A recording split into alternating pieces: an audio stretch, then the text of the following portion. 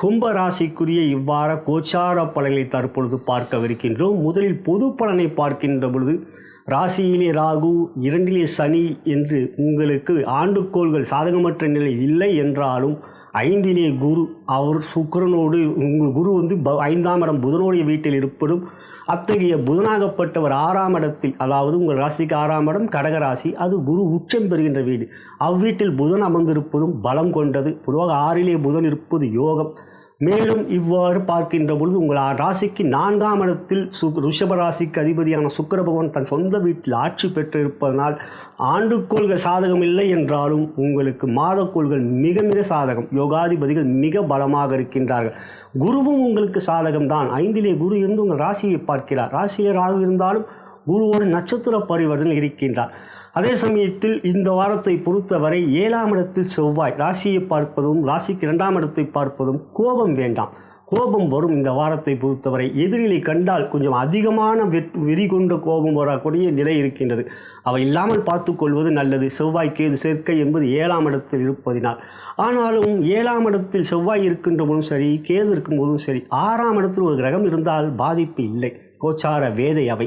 அவ்வாறு பார்க்கணும். ஆறிலே புதன் இருப்பினால் பாதிப்பில்லை. ஆனாலும் கோபம் இல்லாமல் பார்த்து கொள்ளுங்கள்.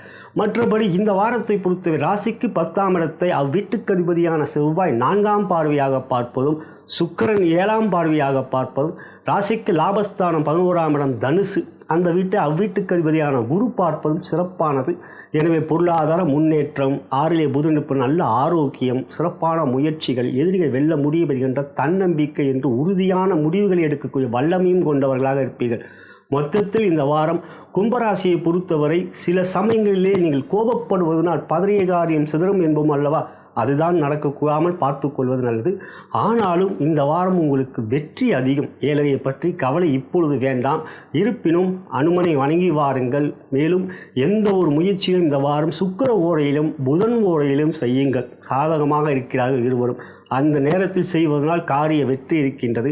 சனிக்கிழமையிலே சிவாலயம் சென்று சனீஸ்வரருக்கு விளக்கேற்றுவது, பிரதோஷ வழிபாடு செய்வதென்று இவையெல்லாம் செய்து வருவதன் மூலம் நன்மைகளே கிடைக்கும். ஏழரை எப்பொழுதும் ராசிக்கு அதிபதியே உங்களுக்கு அவர் சனி. ஆகையால் ஏழரையிலே பெரிய அளவிலே கெடுபலங்களை செய்கிறார். என்ன செய்கின்றார் என்றால் குடும்பத்தில் தான் சில பிரச்சனைகளை கொடுக்கின்றார். அதுதான் இப்போ ராசியில் வேறு ராகு இருப்பதனால், சில வேணங்களிலே இப்போது ஏழிலே செவ்வாய் வேறு இருப்பதனால் கோபமான வார்த்தைகளால் கணவன் மணி உலகத்தில் அந்யோன்யம் இல்லாத ஒரு நிலை இருக்கும். அவை தவிர்க்க வேண்டும். மற்றபடி இந்த வாரம் உங்களுக்கு பொருளாதார இந்த பதிவின் முழுமையான வீடியோவை பார்க்க விரும்பினால் கீழே இருக்கின்ற டிஸ்கிரிப்ஷனிலே லிங்க் பட்டன் இருக்கின்றது. அவற்றை கிளிக் செய்து பார்த்து கொள்ளலாம்.